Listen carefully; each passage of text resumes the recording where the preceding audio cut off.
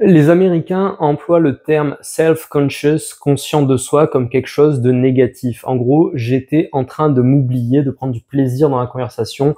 Tu m'as dit que j'avais de la salade entre les dents. You made me self-conscious. Tu m'as ramené à moi-même. C'est une douleur. Voilà. Tu remarqueras d'ailleurs, si tu observes un peu les animaux, que les animaux ne sont pas centrés sur leur nombril. Ils sont pas self-conscious. Ils sont ouverts à leur environnement, ne serait-ce que parce que, moi je parle aussi des animaux domestiques là, mais dans la nature, leurs ancêtres devaient être vigilants, hein, zanchin, l'esprit qui demeure en japonais, pour éviter de se faire croquer s'ils sont des proies ou de se faire attaquer par un rival si ce sont des prédateurs. Enfin, le fait est que les animaux, en fait, sont self-conscious quand ils sont blessés. Hein, quand ils sont blessés, ils se retirent à l'écart, ils dorment et ils pensent leurs blessures pour pouvoir revenir eh bien, dans le monde naturel parce qu'ils sont vulnérables. Voilà.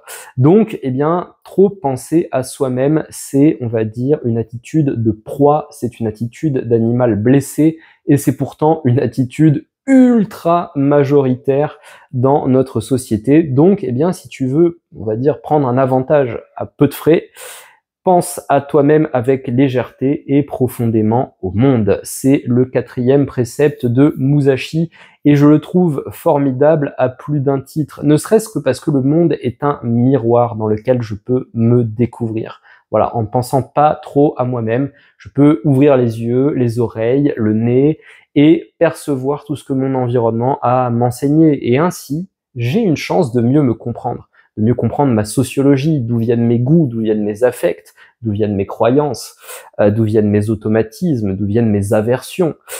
C'est tout un tas de systèmes interconnectés, d'influences. Voilà pourquoi je porte les fringues que je porte, pourquoi j'écoute la musique que j'écoute, pourquoi j'aime la nourriture que j'aime. Ça, finalement, c'est en observant le monde et en constatant son dynamisme, sa complexité, sa vivacité, sa diversité, que je peux obtenir des éléments de réponse. Donc finalement, c'est le fameux truc de Nietzsche, là, celui qui regarde vers l'abîme doit s'attendre à ce que l'abîme le regarde en retour. Eh bien, le monde, c'est ça, le monde est une abîme de complexité et nous sommes nous-mêmes des abîmes de complexité. Mais là où ça devient intéressant, c'est que c'est pas en se regardant nous-mêmes qu'on parvient à saisir toute cette complexité et tout ce potentiel, parce que on se regarde avec des petites lunettes, voilà, c'est biaisé, c'est étriqué. C'est en s'ouvrant au monde, justement, en ouvrant son esprit, en étant zanchin, qu'on gagne une chance, peut-être, eh bien, de comprendre aussi qui on est, d'où on vient, où on va.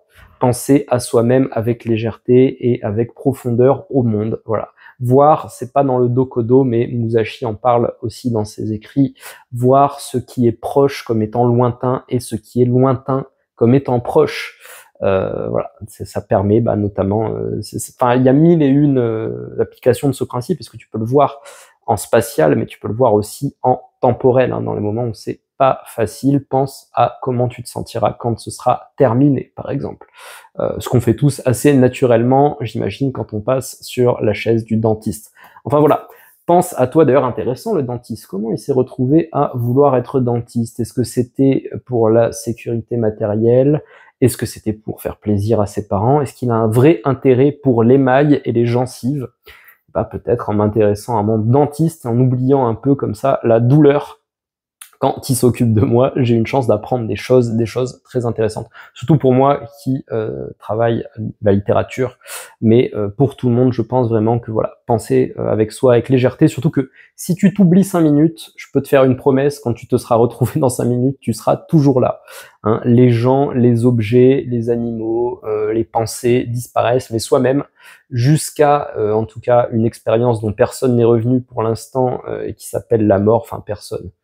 Il y a débat, en tout cas moi j'en connais pas directement, tu te retrouveras de ton vivant, voilà, oublie-toi, tu te retrouveras sans difficulté, t'as rien à faire pour te retrouver, vraiment, c'est donné, c'est gratuit, c'est tout le temps dispo.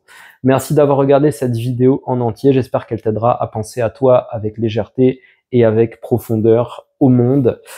Si ça t'a apporté, n'hésite pas bien sûr à liker, commenter, partager. Moi je te dis à bientôt pour le prochain précepte de Musashi. Et comme toujours, prends soin de toi.